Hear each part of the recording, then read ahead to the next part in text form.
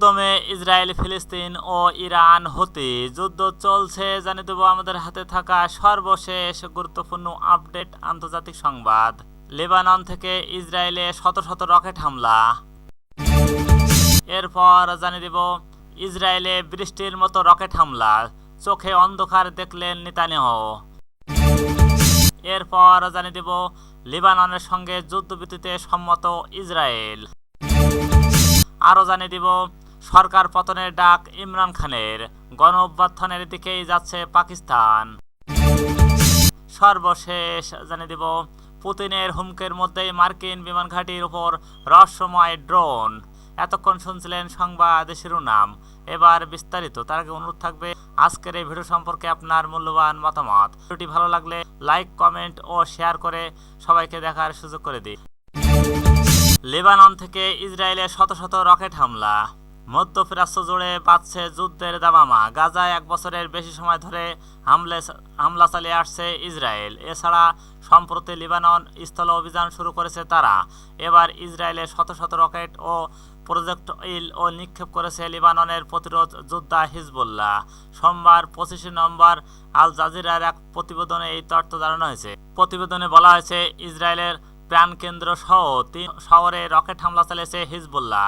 এই 3 শহরের জলপেতাই ও টিকভা ও নাহারিয়া হাইফা। ইসরায়েলের সেনাবাহিনীর তথ্য অনুসারে লেবানন থেকে ইসরায়েলে শত শত রকেট ও প্রজেক্টল ছোড়া হয়েছে। আল জাজিরা জানিয়েছে হিজবুল্লাহর এই হামলায় 2টি সামরিক স্থাপনা সহ বিভিন্ন জায়গায় ব্যাপক ক্ষয়ক্ষতির খবর পাওয়া গেছে। হামলার ফলে গাড়িতে আগুন লেগে গেছে এবং ভবনে ব্যাপক ক্ষতি হয়েছে। লেবানন থেকে চালানো এই হামলায় স্থানীয় জনবহুল এলাকার বেশিরভাগ বাসিন্দারা আশ্রয় কেন্দ্রে সেফ রুমে আশ্রয় নিয়েছে। প্রতিবেদনে বলা হয়েছে ইসরায়েলের অত্যাধুনিক আকাশ প্রতিরক্ষা ব্যবস্থা সব রকেট আটকাতে পারেননি। আহতদের অনেকে তাৎক্ষণিক চিকিৎসা দেওয়া হয়েছে। এছাড়া আহতদের মধ্যে একজনের অবস্থা গুরুতর। হিজবুল্লাহ চালানো এই সব রকেট রাতে আঘাত হেনে অধিকৃত পশ্চিম তীরের তুলকারিম ও শরণার্থী শিবিরেও এই সাপনেল ও ছিটকে পড়েছে। এলাকাটিতে ইসরায়েলের কোনো আশ্রয় কেন্দ্র, সাইরেন ব্যবস্থা নেই। বিবিসির এক বিশ্লেষক বলা হয়েছে সর্বাত্মক যুদ্ধের দ্বার প্রান্তে মধ্যপ্রাচ্য। গত 1 বছরের বিশ্বে অনেক বিপদের মুহূর্ত এসেছে, তবে এবারটি সবচেয়ে ভয়াবহ। সম্প্রতি লেবাননের সশস্ত্র গোষ্ঠী হিজবুল্লাহ নেতা হাসান নাসরুল্লাহ নিহত হয়েছেন। এরপর লেবাননে স্থল হামলা শুরু করেছে ইসরায়েল। অন্যদিকে ইরান প্রায় 200 ক্ষেপণাস্ত্র হামলা করেছে ইসরায়েলে। তেহরান পাল্টা হামলা চালানোর ঘোষণা দিয়েছে তেল আবিব। যুক্তরাষ্ট্রের নেতৃত্বাধীন পশ্চিমা আঞ্চলিক শক্তিগুলো উত্তেজনা কমানোর জন্য চাপ দিচ্ছে। জাতিসংঘের নিরাপত্তা পরিষদ দ্রুত সংঘাত বন্ধের আহ্বান জানিয়েছে। শিল্পোন্নত দেশগুলোর জোট G7 এর পক্ষ থেকে সব পক্ষকে ধৈর্য ধরতে বলা হয়েছে, কিন্তু এখন পর্যন্ত সব প্রচেষ্টা ব্যর্থ। আগের যে কোনো সময়ের চেয়ে মধ্যপ্রাচ্য সর্বাত্মক যুদ্ধের দ্বার প্রান্তে চলে এসেছে। গত 1 সপ্তাহ ঘটে যাওয়া এই সব ঘটনার কারণে মূলত এই পরিস্থিতি। হিজবুল্লাহর প্রধান হাসান নাসরুল্লাহকে হত্যার লেবাননের বৈরুতে গত 27 সেপ্টেম্বর সন্ধ্যায় ইসরায়েল বোমা হামলা চালায়। সেখানে ব্যাপক বিস্ফোরণের ঘটনা ঘটে। অনেক আবাসিক ভবন ধসে পড়ে, মাটিতে বড় গর্ত সৃষ্টি হয়, আকাশ ধুলাবালি ধোঁয়ায় ভরে ওঠে। পুরো লেবানন থেকে ওই দৃশ্য দেখা যায়। এই হামলার হয় মাটির থাকা হিজবুল্লাহর বাংকার লক্ষ্য করে। এই হামলায় নিহত হন হিজবুল্লাহ নেতা হাসান নাসরুল্লাহ। ইসরায়েলের 1 সপ্তাহ ধরে চালানো হামলায় 500 জনেরও বেশি মানুষ নিহত হওয়ার পর নাসরুল্লাহর মৃত্যুর খবর আসে। আরও 1 সপ্তাহ আগে এই সশস্ত্র গোষ্ঠীকে লক্ষ্য করে পরপর অসংখ্য অকটকি ও পেজার বিস্ফোরণের ঘটনা হয়। এতে কমপক্ষে 32 জন নিহত এবং 3000 জনের বেশি মানুষ আহত হয়েছিল। ইসরায়েলে বৃষ্টির মতো রকেট হামলা, চোখে অন্ধকার দেখলেন নেতানিয়াহু। ঝাঁকে ঝাঁকে ছুটে আসছে রকেট, থামানোর কোনো উপায় নেই যেন নেই। রোববার 24 নভেম্বর ইসরায়েলের আকাশ এভাবে লেবানন থেকে ছোড়া রকেট বৃষ্টির মতো পড়ে। এতে চোখে রীতিমতো অন্ধকার দেখেন ইসরায়েলি প্রধানমন্ত্রী বেঞ্জামিন নেতানিয়াহু। এত রকেট ছোড়ার দিশাহারা হয়ে পড়েছে ইসরায়েলের আকাশ প্রতিরক্ষা ব্যবস্থা। দেশটির সেনাবাহিনী জানিয়েছেন সকাল সকাল প্রায় 30টি রকেট ও ড্রোন দিয়ে হামলা চালানো হয়। এর মধ্যে কিছু রকেট ভূপাতিত করতে সক্ষম হয়েছে আকাশ প্রতিরক্ষা ব্যবস্থা। এছাড়া সব মিলিয়ে 250 শতাধিক ড্রোন ছোড়া হয়েছে। লেবানন থেকে ছোড়া 2টি ড্রোন ভূপাতিত করা হয়েছে বলে জানান ইসরায়েল সেনাবাহিনী। অন্য ড্রোনকেও ভূপাতিত করার চেষ্টা কথা জানান তারা, তবে ঠিক কতগুলো ড্রোন ইসরায়েল বাহিনী ভূপাতিত করতে পেরেছে তা জানাননি তেল আবিব। সাম্প্রতিক সপ্তাহগুলোর মধ্যে ভয়াবহ বহুতল এই হামলায় ইসরায়েল বেশ কয়েকজন আহত হয়েছেন। মূলত ইসরায়েলের উত্তরাঞ্চল মধ্য অঞ্চল এই রকেট ড্রোন হামলা চালানো হয়। আহত কয়েকজনকে দ্রুত হাসপাতালে নেওয়া হয়েছে। গত অক্টোবর থেকেই ইরান তার অন্যতম প্রক্সি লিবাননের প্রতিরোধ যোদ্ধাদের অব্যাহত হামলায় নাকাল ইসরায়েল। দেশটির তথাকথিত শক্তিশালী আকাশ প্রতিরক্ষা বহু ভেদ করে ইসরায়েলের বিভিন্ন স্থানে গিয়ে আঘাত হানে এইসব রকেট। এতে ক্ষতিগ্রস্ত হয় দেশটির সামরিক স্থাপনাও। লেবাননের সঙ্গে যুদ্ধবিরতিতে সম্মত ইসরায়েল। লেবাননে অন্যায়ভাবে হামলা চালিয়ে আসছে ইসরায়েল। দেশটির এই হামলায় একের পর এক প্রাণ হারাচ্ছে বেসামরিক লোকজন। ফলে দুই দেশের মধ্যে প্রচেষ্টা চালিয়ে যাচ্ছে যুক্তরাষ্ট্র। তবে এবার এই চুক্তিতে নীতিগতভাবে সম্মত হয়েছে ইসরায়েল। রোববার 24 নভেম্বর টাইমস অফ ইসরায়েলের এক প্রতিবেদনে এই তথ্য জানানো হয়েছে। প্রতিবেদনে বলা হয়েছে, লেবাননের প্রতিরোধ যোদ্ধারা হিজবুল্লাহর সঙ্গে ইসরায়েলের প্রধানমন্ত্রী বেঞ্জামিন নেতানিয়াহু যুদ্ধবিরতি সম্মত হয়েছে। মার্কিন প্রণীত যুদ্ধবিরতি কিভাবে জনগণের সামনে উপস্থাপনা করা হবে তা নিয়ে কাজ শুরু করেছেন। রোববার রাতে বিভিন্ন সূত্র জানিয়েছেন, উচ্চ পর্যায়ে বৈঠকের পর নেতানিয়াহু এই প্রস্তাবে রাজি হয়েছে। ইসরায়েলি কর্মকর্তাদের বরাতে দেশটির সংবাদ মাধ্যম কান ও ওয়াইনেট ও হারেটজি জানিয়েছেন, ওয়াশিংটন এবং বৈরুতে উল্লেখ করেছে যে প্রস্তাবটির অনুমোদন চূড়ান্ত করা হয়নি। কিছু বিষয় এখনও পরিমার্জন করার সুযোগ রয়েছে। জেরুজালেম প্রস্তাবনাটি নীতিগতভাবে অনুমোদন করছে, মূলত নীতিগুলোকে অনুমোদন করছে। সংবাদ মাধ্যম ওয়াইনেট ও জানিয়েছে, বিষয়টি লিবাননকে জানানো হয়েছে। এর আগে গত সপ্তাহে হিজবুল্লাহর প্রধান নাইম কাসেম বলেন, তারা যুদ্ধবিরতির প্রস্তাব পর্যালোচনা করেছে এবং এর প্রতিক্রিয়া জানিয়েছে। বল এখন ইসরায়েলের কোর্টে রয়েছে। বিবিসির এক বিশ্লেষণে বলা হয়েছে, মারাত্মক যুদ্ধের দ্বার প্রান্তে মধ্যপ্রাচ্য। গত এক বছরের বিশ্বে অনেক বিপদের মুহূর্ত এসেছে, তবে এবারের সবচেয়ে ভয়াবহ। সম্প্রতি লিবানন সশস্ত্র গোষ্ঠী হিজবুল্লাহ নেতা হাসান নাসরুল্লাহ নিহত হয়েছে। এর ফল লিবাননে স্থল হামলা শুরু করেছে ইসরায়েল। অন্যদিকে ইরান প্রায় 200 ক্ষেপণাস্ত্র হামলা করেছে ইসরায়েলে।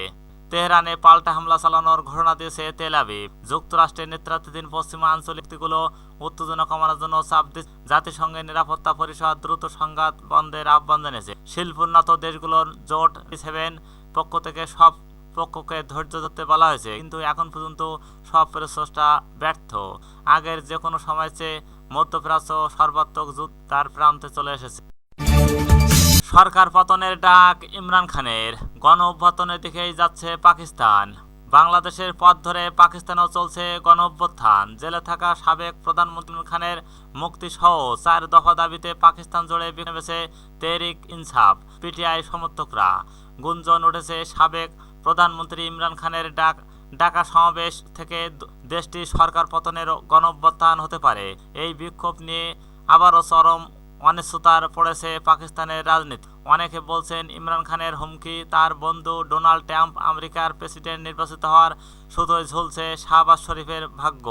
ইমরান খানকে কারাগার থেকে মুক্তি দেওয়ার বিষয়ে ট্রাম্পের হস্তক্ষেপ নিয়েও দেশটির সরকার বিরোধী দলের মধ্যে তর্ক বিতর্ক চলছে। এদিকে জেলে বসেই পাকিস্তানের স্মরণকালের সবচেয়ে বড় সমাবেশের ডাক দিয়েছেন ইমরান খান, যাকে শেষ ডাক বলেও আখ্যায়িত করা হয়েছে। রোববার 24 নভেম্বর দেশের বিভিন্ন প্রান্ত থেকে ইসলামাবাদে সমাবেশ যোগ দিতে গাড়ির বহরে নিয়ে কর্মী ও সমর্থকদের ছুটে যেতে দেখা যায়। নির্বাচনে ম্যান্ডেট, বেআইনি গ্রেপ্তার এবং সংবিধানের 26তম সংশোধনীয় প্রতিবাদে 13 নভেম্বর এই বিক্ষোভের ডাক দিয়েছিলেন ইমরান খান। 2023 সালের আগস্টে ইমরান খানকে গ্রেপ্তারের পর থেকে তার দল তার মুক্তি এবং 8 ফেব্রুয়ারি নির্বাচনে কথিত কারচুপির বিরুদ্ধে দেশব্যাপী বিক্ষোভ চালিয়ে যাচ্ছে। এবার দেশবাসীকে অবৈধ নির্বাচন সরকারের বিরুদ্ধে রাস্তায় নামার জন্য চূড়ান্ত ডাক দেন ইমরান খান। তার ডাকে ব্যাপক বিক্ষোভ কর্মসূচি প্রস্তাব নিয়েছে পিটিআই। রোববার পাকিস্তানি সংবাদ মাধ্যম দ্য ডনের প্রতিবেদনে বলা হয়েছে, দেশটির ইন্টারনেট পরিষেবা বন্ধ করে দিয়ে সরকার। পাকিস্তানের রাজধানী ইসলামাবাদে লকডাউন ঘোষণা করা হয়েছে। কন্টেনারের দিকে বন্ধ করে দেওয়া হয়েছে শহরে মূল সড়কগুলো। এছাড়া পিটিআইয়ের বিক্ষোভের কারণে সোমবার ইসলামাবাদের সব শিক্ষা প্রতিষ্ঠান বন্ধ ঘোষণা করা হয়েছে। ইমরান খানের ডাকা এই বিক্ষোভ রুখে দিয়ে ইসলামাবাদে 144 ধারা জারি করা হয়। এর আগে ইসলামাবাদে 2 মাসের জন্য 144 ধারা জারি করে প্রশাসন, নিষিদ্ধ করা হয় সব ধরনের সমাবেশ জামায়াত। এদিকে এক ভিডিও বার্তায় দেওয়া বিক্ষোভ সমাবেশ নিয়ে বুশরা বিবি আহ্বানকে নিরাপত্তা বিশৃঙ্খল বিপজ্জনক হিসেবে দেখছেন। তারা সতর্ক করেছে, এই বিক্ষোভ যদি সহিংসতায় রূপ নেয় তবে পাকিস্তানের রাজনৈতিক অস্থিতিশীলতা আরও গভীর হবে। এখন প্রশ্ন হচ্ছে, পাকিস্তান কি আবারও এক অভ্যর্থনের মতো পরিস্থিতি তৈরি হবে? নিরাপত্তা বিশ্লেষকরা এমন সম্ভাবনা উড়িয়ে দিচ্ছেন না। পাকিস্তানের রাজনীতি এখনও অস্থির এবং দেশের ভবিষ্যৎ রাজনৈতিকতা নিয়ে প্রশ্ন থেকেই যাচ্ছে। পুতিনের হুমকির মধ্যেই মার্কিন বিমান ঘাঁটির উপর রহস্যময় ড্রোন। রাশিয়াকে চাপে রাখতে এবং অঞ্চলে নিজেদের প্রস্তাব বিস্তার ও ইউরোপ জুড়ে প্রায় 30 সামরিক ঘাঁটি সচল রেখে যুক্তরাষ্ট্র। এর মধ্যে প্রায় 8টি ঘাঁটি বিমান অপারেশন এবং 4টি ঘাঁটি থেকে নৌ অপারেশন পরিচালনা করে ওয়াশিংটন। এই সব ঘাঁটির অবস্থান যেমন রাশিয়ার সীমানা ঘেঁষা ও দেশগুলোতে রয়েছে দূরবর্তী। শুধু ব্রিটেনেই মার্কিন বিমান বাহিনীর ঘাঁটি রয়েছে। অত্যন্ত সুরক্ষিত এই ঘাঁটিগুলোর নিরাপত্তা দিয়ে খোদ ও রয়্যাল এয়ারফোর্সও। কিন্তু সেই ঘাঁটিগুলোর উপরে হঠাৎ ঘটিস পড়ার ঘটনা। বিমান ঘাঁটির উপর আশপাশের এলাকায় রহস্যজনক বেশ কিছু মানুষবিহীন ড্রোন উড়াউড়ি করছে। বিবিসি এক প্রতিবেদনে জানান, বুধবার থেকে শুক্রবারের মধ্যে এই ঘটনা ঘটে। সাফোকের আরএফ ও লোকের নীতি ও আরএফ বিল্ডেনল এমনকি এই নিয়ে মুখ খুলতেও রাজি হননি মার্কিন বিমান বাহিনী। বিশেষ করে এই ড্রোনগুলো ভর্তি করা হয়েছে, কিন্তু কি ধরনের প্রতিরক্ষা ব্যবস্থা ব্যবহার করা হয়েছে তা নিয়ে কথা বলেননি কেউ। তবে এই সব ঘাঁটির সুরক্ষা নিশ্চিত করেছে বলা হয়েছে, জানিয়েছে মার্কিন বাহিনী। এমন ঘটনায় নড়েচড়ে বসেছে সরকার। শিকানো কি ঘটেছে তা খতিয়ে দেখার ঘোষণা দিয়েছে তারা।